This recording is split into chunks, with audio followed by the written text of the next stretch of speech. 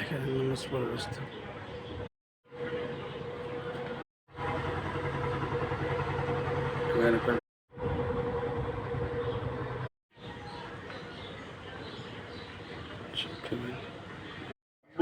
এই যে ঈগল পাসের মাস্টার ব্রিজ, এখান থেকে লঞ্চ, পুরো লঞ্চটা পরিচালনা করে। আপনার এদিকে হয়তো এখন অবসর সময় লঞ্চ বন্ধ, তাই তারা এখন রেস্টে আছে। আপনাদেরকে দেখাইলাম এখান থেকে পুরো লঞ্চ পরিচালনা করে, এবং এটা দিয়ে ইঞ্জিন রুমে সংকেত দেয় কখন কী করলে।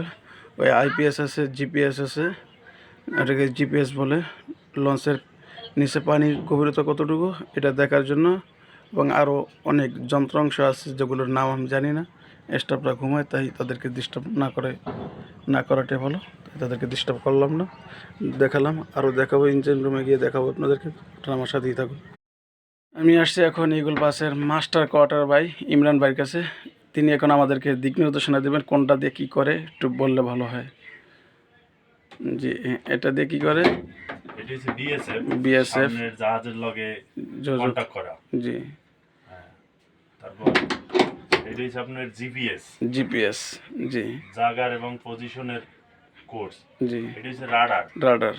আর কুয়াশার ভিতরে এইটা নেতৃত্বে আমরা জাহাজ চালাই। এটা হচ্ছে ইকো সাউন্ডের পানির গভীরতা ইকো সাউন্ডের টেলিগ্রাফ ইঞ্জিনের সংকেত। যাক, ধন্যবাদ আপনাকে।